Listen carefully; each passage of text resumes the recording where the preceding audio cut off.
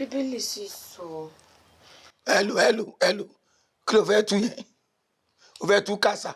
No, mi ò fẹ́ mi ò like mi abami ṣeré kéré. Yeah! No.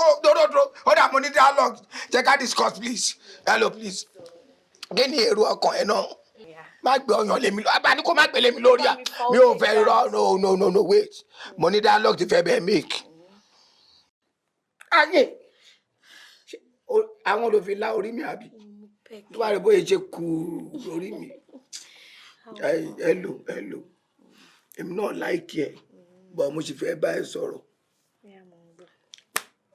Tó má fà bra ẹ já o. Prophetess ni ẹ, ṣùgbọ́n mi ò mọ̀ pé ó máa ń gbéjà kiri bẹ́ẹ̀ yẹn. Ìjà tó gbé wá ká mi mọ́lé yìí, ó fẹ́ lè ju ẹ̀mí mi lọ. Ṣẹ́mi ẹ gbé. Máa la ẹ̀ ń kàn. Etí mi. Oh, my problem tí mo ní. Tá bá bẹ̀rẹ̀ sí ariwo mi máa pọ̀ ni. Bẹ́ẹ̀ni, especially tí n bá ń bọ̀. Báwo ẹ máa ṣe? Máa ń bú sẹ́kùn ni. Ẹ máa ń sunkún? Why? Tọ́rọ máa ti lé gbọ́ ara mi á ti dìde. Bí máa gbé, mo ṣe máa, I'm coming. Yeah!